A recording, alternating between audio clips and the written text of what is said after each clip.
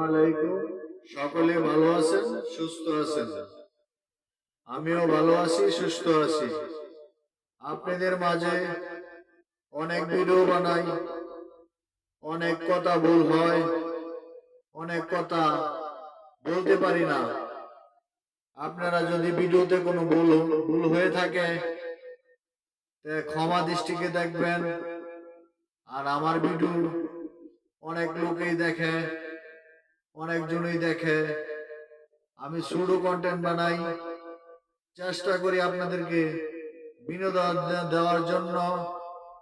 আমার জন্য দোয়া করবেন এবং সাপোর্ট করবেন।